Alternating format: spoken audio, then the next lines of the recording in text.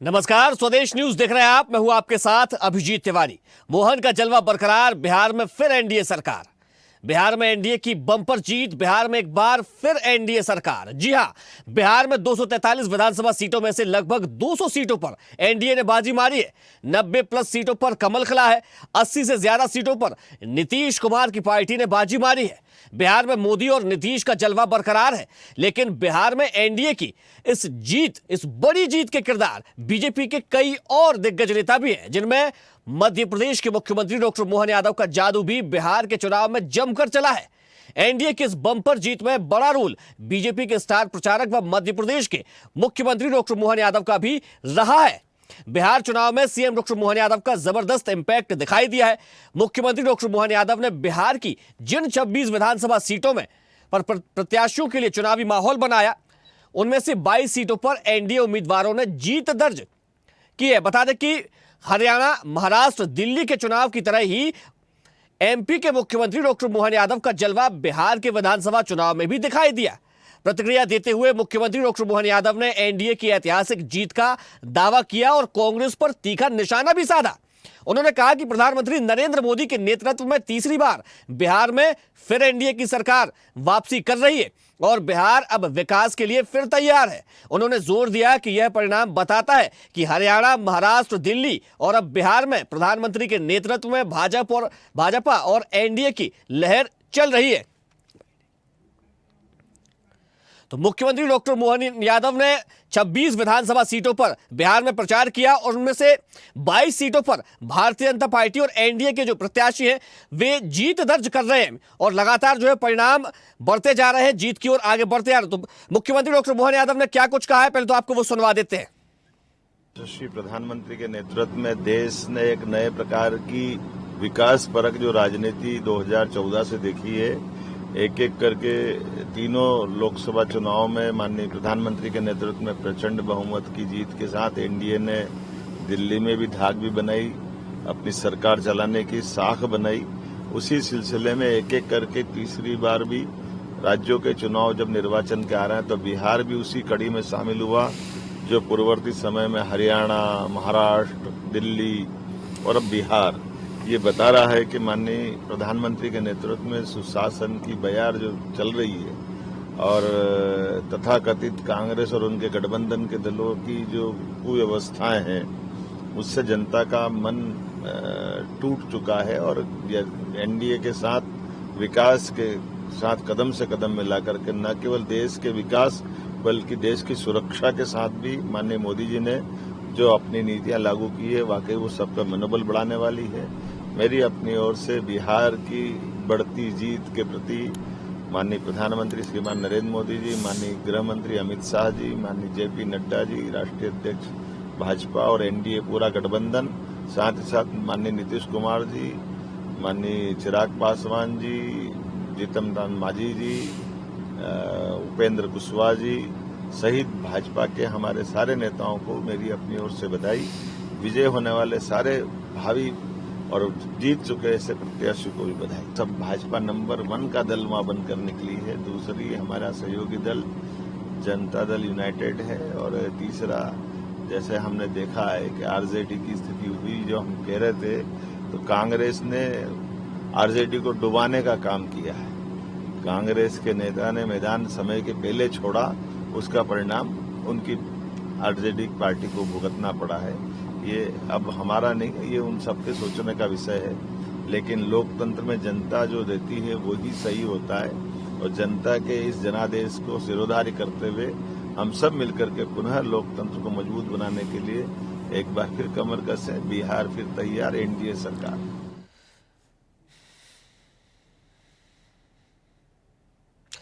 तो हरियाणा, महाराष्ट्र, दिल्ली की तरह ही बिहार में मुख्यमंत्री डॉक्टर मोहन यादव का जादू चला है। बिहार में जिन 26 विधानसभा सीटों पर मध्य प्रदेश के मुख्यमंत्री डॉक्टर मोहन यादव प्रचार करने पहुंचे, चाहे भारतीय जनता पार्टी के प्रत्याशी हो या एनडीए के अन्य दलों के प्रत्याशी हो, उन सभी विधानसभा सीटों पर मध्य प्रदेश के मुख्यमंत्री डॉक्टर मोहन यादव का जादू चला है और ज्यादातर सीटों पर यानी कि करीब 85% सीटों पर एनडीए के प्रत्याशी जीत दर्ज कर रहे हैं। तो आज इसी मुद्दे पर करेंगे चर्चा, लेकिन सबसे पहले परिचय करवा देते अपने मेहमानों से। हमारे साथ कांग्रेस से प्रवक्ता राम पांडे जी जुड़ गए, आपका बहुत स्वागत है। वहीं भाजपा प्रवक्ता सचिन सक्सेना भी हमारे साथ जुड़ गए, आपका भी बहुत स्वागत है। और वरिष्ठ पत्रकार डॉक्टर विष्णु स्वरूप हमारे साथ जुड़ गए, आपका भी बहुत स्वागत है। मैं चर्चा की शुरुआत सचिन सक्सेना जी से करूंगा। सचिन जी, सबसे पहले तो आपको बहुत बहुत बधाई हो, आपका गठबंधन बहुमत के पार निकल गया और बहुत ही प्रचंड, बहुत बड़ी जीत की ओर अब जो है वो एनडीए की सरकार पहुंच गई है। 200 का आंकड़ा पा लिया है एनडीए ने, क्या कहेंगे? बहुत धन्यवाद अभिजीत जी, आपको भी बहुत बधाई और आप ही के चैनल के माध्यम से बाकी बिहार के सभी वासियों को और प्रदेश के सभी वासियों को बहुत बधाई। सिर्फ बहुमत का आंकड़ा नहीं, 2/3 बहुमत को भी क्रॉस करके 200 पार भारतीय जनता पार्टी और एनडीए का जो गठबंधन है वो करके और अपना आप को सिद्ध कर चुका है। वो बता चुका है कि आज भी वापस पुनः एक बार बिहार की जनता ने मोदी जी की नीति पे और नीतीश जी के सुशासन पे विश्वास जताते हुए एक बम्पर जीत के आशीर्वाद उनको दिया है। और आप और हम सब देख रहे हैं, ऐतिहासिक जीत भारतीय जनता पार्टी और एनडीए गठबंधन ने वहां पे हासिल की है। आप देखिए, भारतीय जनता पार्टी एक बड़ा दल बन के वहां पे उभरा है, एनडीए सेकंड नंबर पे, उसके बाद बाकी दलों की फहरिस्त आती है। मैं बधाई अभी इस अवसर पे आरजेडी को भी देना चाहूंगा कि आरजेडी ने कम से कम जो प्रमुख विपक्षी दल होने का एक आंकड़ा रहता है, अभी तक फिलहाल की बात कर रहा हूं मैं, अभी तक उसको बरकरार रखा है, तो उसके लिए उनको भी अभी फिलहाल बधाई। कांग्रेस का तो मैं उल्लेख ही नहीं करता, वो तो 8वें नंबर 9वें नंबर की पार्टी, उनसे आया तो ओवैसी की पार्टी लेकर आज की तारीख में सीट लेके बैठी है। रुझान के तौर पे हम लोग बात कर रहे थे, निश्चित रूप से जो रुझान में नजर आ रहे हैं लगभग यही परिणाम में भी परिवर्तित होने वाले हैं कि आप और हम सब इस चीज को देखेंगे।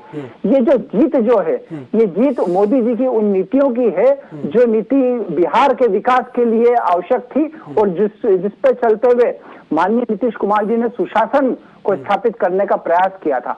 एक बार पुनः माता बहनों ने, युवाओं ने, उनके लिए एमवाय अलग था, हमारे लिए एमवाय अलग है। उनके लिए एमवाय मतलब मुस्लिम यादव वाली वो बात कर रहे थे, लेकिन हमारे लिए जब हम एमवाय की बात कर रहे थे तो हम महिला और युवाओं की बात कर रहे थे। बिल्कुल, देखिए महिला और युवाओं ने प्रचार के दौरान भारतीय जनता पार्टी ने अपने तमाम दिग्गज नेताओं को उतारा, तमाम स्टार प्रचारक बिहार की धरती पर पहुंचे, चुनाव प्रचार किया।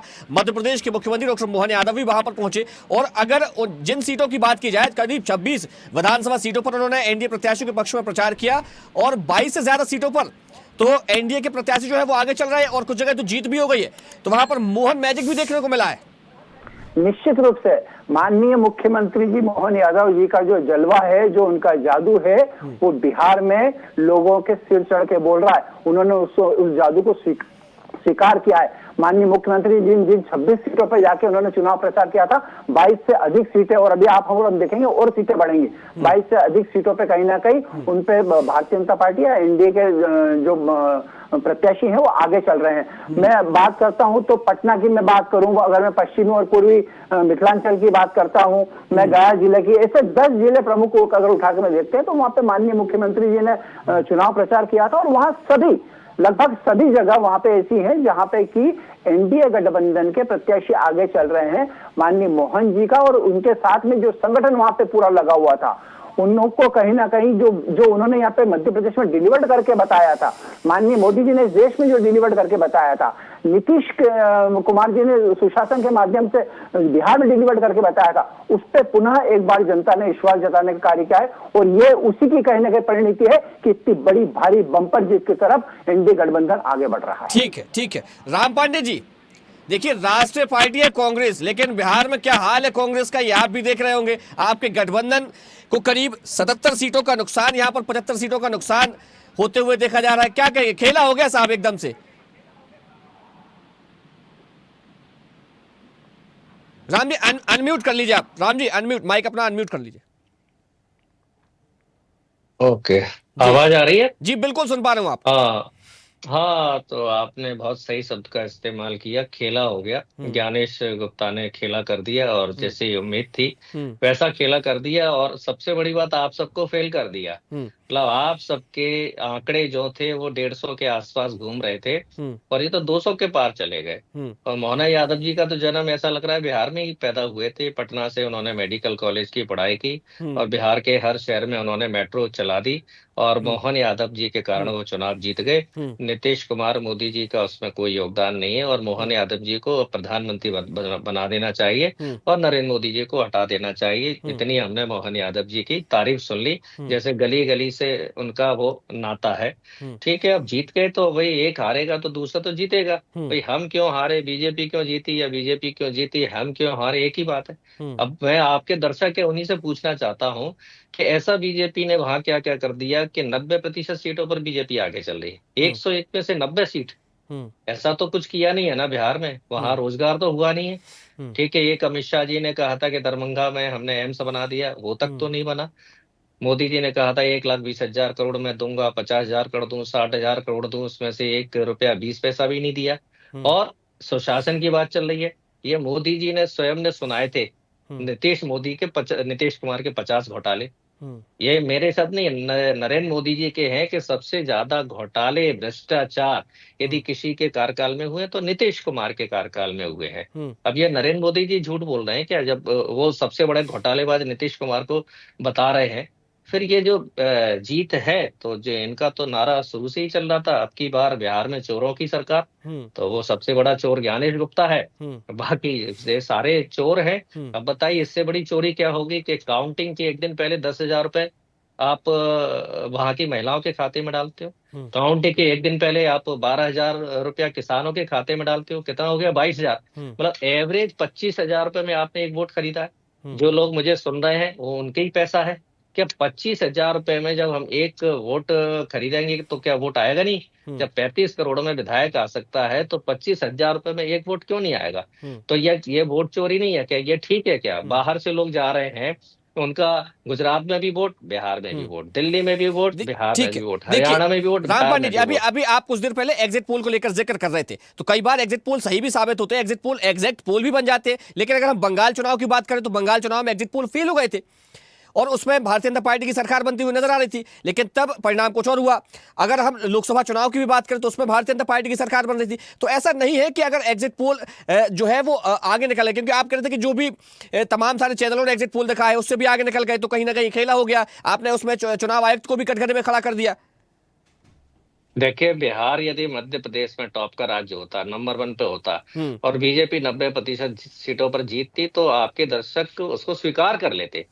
लेकिन बिहार, मध्य प्रदेश, 2-4 राज्य ऐसे हैं जो भारत में सबसे ज्यादा पिछड़े हुए हैं, सबसे ज्यादा बेरोजगारी है, वहां इन्वेस्टर्स नहीं आते हैं, वहां क्राइम, जो एनसीआरबी के आंकड़े हैं वो बताते हैं बिहार में सबसे ज्यादा क्राइम है। इवन चुनाव दौरान के हत्या कर दी जाती है और जो जेल में जाता है वो जेल से आगे चल रहा है।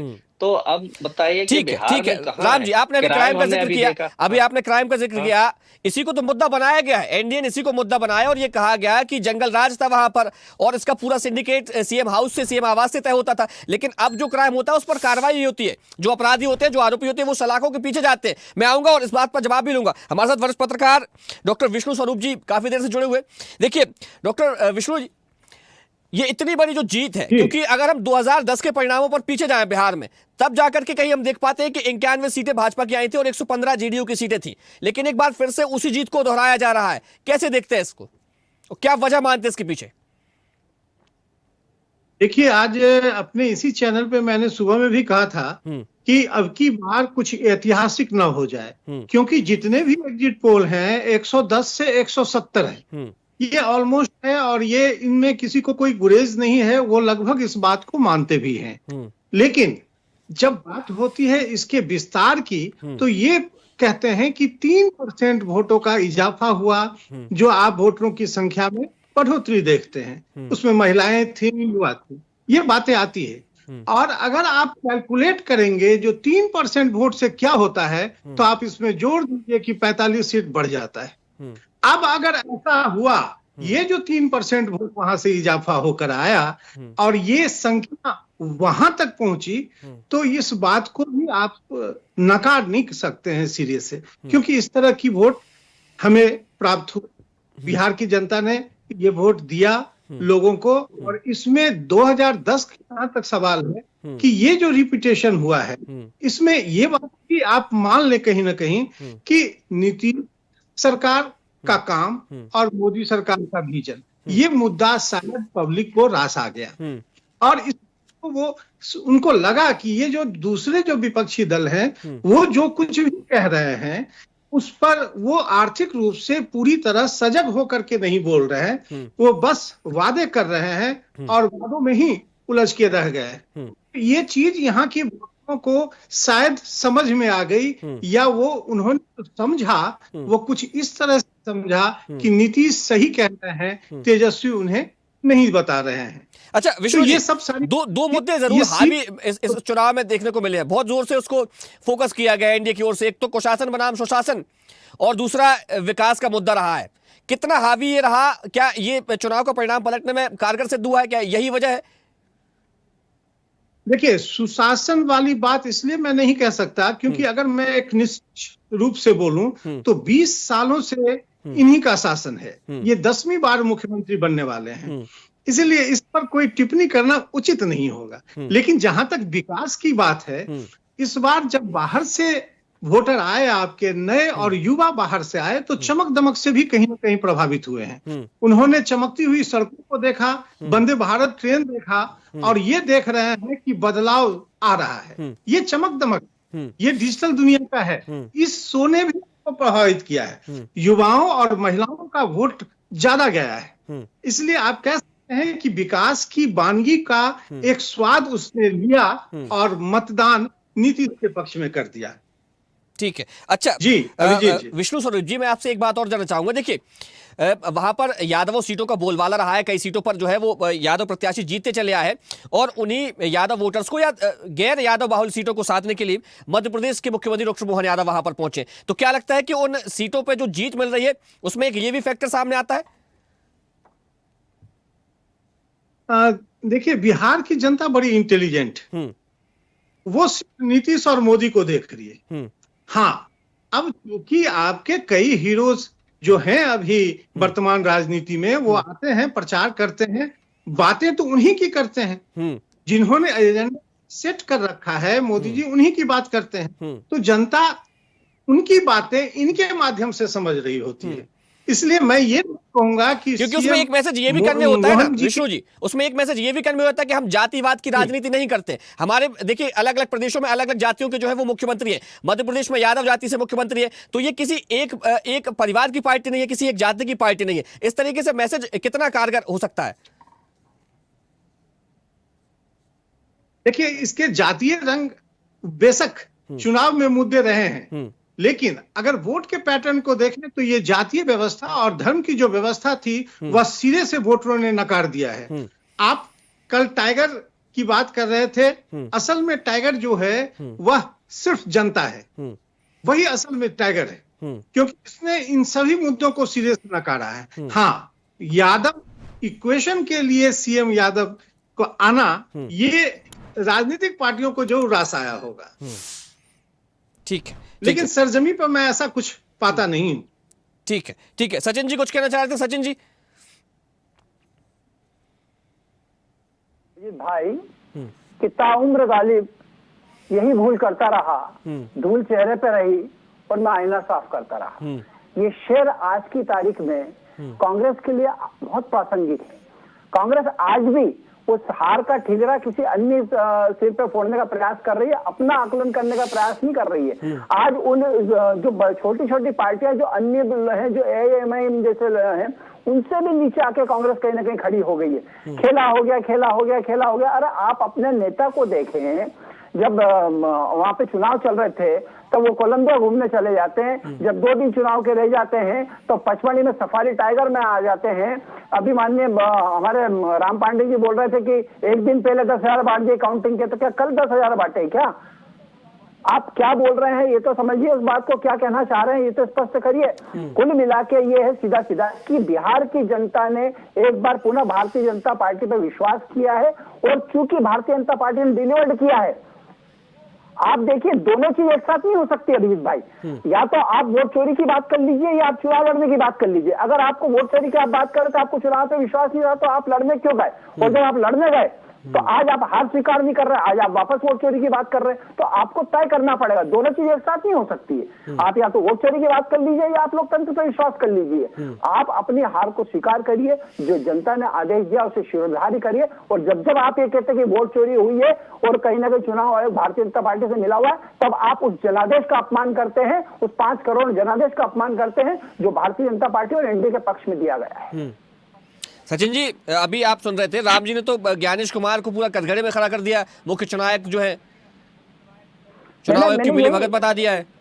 मैंने यही तो कहा ना अभिजीत जी कि आप एक बार अपना भी तो आकलन करिए कि आप कहां खड़े हुए हैं। आज भी क्या हो रहा है, जब यहाँ पे मध्य प्रदेश में एसआईआर चल रहा है तो आप उसमें अपना इनिशिएटिव लेंगे, लेकिन जब ये सब काम हो जाएंगे तब आप फिर, क्योंकि आप ये जानते हैं कि आप भारतीय जनता पार्टी को, आप मोदी को लोकतांत्रिक माध्यम से तो नहीं हरा सकते, ये आप समझते हैं। इसलिए आप प्रयास करते हैं कि प्रदेश में अराजकता फैले, देश में अराजकता फैले और आपको कहीं ना कहीं इस प्रकार की सत्ता का लाभ उठाने का मौका मिल जाए। लेकिन इस देश की जनता, इस प्रदेश की जनता ऐसा कभी होने नहीं देगी। इस बात को समझती है अच्छे से कि किस पर विश्वास किया जा सकता है और कौन उनके हक में काम करता है। और यही बिहार के बानगी हमें देखने को मिली है। बिहार में जो स्पष्ट बहुमत के साथ साथ जो बम्पर जीत बिहार में दी है, न भूतो न भविष्य है, ये इस बात को बताती है कि पूरी जो सोच जो है, जो आम जनता का जो विचार जो है, वो कहीं ना कहीं एनडीए सरकार के साथ में है। और पुनः एक बार विश्वास जता के ये बता दिया है कि एनडीए सरकार जमीन पे डिलीवर करने का कार्य करती है। ठीक है, राम पांडे जी क्या कहेंगे? देखिए, अभी जितनी भी बहस चल रही है, सब लोग अपना समय खराब कर रहे हैं। वो तो ज्ञानेश गुप्ता को जो करना था वो उसने कर दिया। उसने देखो सबको नचा भी दिया, मीडिया में बहस करा दी, चुनाव करा दिए, सब कुछ कर दिया। चुनाव के पहले कहा कि इतने 7 करोड़ 42 लाख वोटर्स हैं, काउंटिंग के दिन पता चलता है कि वो तो 7 करोड़ 45 लाख है, मतलब उस दौरान भी बढ़ा दिए। मतदान के पहले 10 हजार डाल दिए, मतदान के पहले किसानों के खाते में पैसे डाल दिए। तो जो करना कर लिए, सुप्रीम कोर्ट को हटा दिया। आप बताइए ज्ञानेश गुप्ता कितना पावरफुल, उसने कहा नहीं, मेरे जो अपॉइंटमेंट लेटर पे साइन होंगे तो केवल मोदी अमित शाह के और supreme chief justice of India से कोई मतलब नहीं है। आप बताइए, जो एक हमने एक नॉर्थ कोरिया देश सुना है, उसके तानाशाह का नाम सुना है, हो सकता है उस पर भी एफआईआर हो जाए, लेकिन ज्ञानेश गुप्ता पर आज हिंदुस्तान की 140 करोड़ जनता में से कोई एफआईआर नहीं कर सकती है। वो उसका रिटायरमेंट भी हो जाएगा। समय की सीमा है हमारे साथ जुड़ने के लिए। आप तीनों मेहमानों को बहुत शुक्रिया। सचिन जी आपको बहुत धन्यवाद, राम पांडे जी आपको बहुत धन्यवाद और डॉक्टर विष्णु स्वरूप जी आपका भी बहुत धन्यवाद। तो मध्य प्रदेश के मुख्यमंत्री डॉक्टर मोहन यादव का जादू बिहार में देखने को मिला है। 26 विधानसभा सीटों पर उन्होंने प्रचार किया और 22 विधानसभा सीटों पर भारतीय जनता पार्टी और उनके जो गठबंधन यानी कि एनडीए के जो प्रत्याशी है वे लगातार आगे चल रहे हैं। कई सीटों पर जीत भी दर्ज कर चुके हैं और यह आंकड़ा लगातार धीरे धीरे बढ़ता ही जा रहा है। फिलहाल चर्चा में इतना ही। देखते रहिए स्वदेश न्यूज, सबसे पहले देश। देखते रहिए स्वदेश न्यूज। अगर आप इस वीडियो को सोशल मीडिया हैंडल फेसबुक या इंस्टाग्राम पर देख रहे हैं तो हमें फॉलो करें। अगर यूट्यूब पर देख रहे हैं तो सब्सक्राइब करें और बेल आइकन दबाना ना भूलें।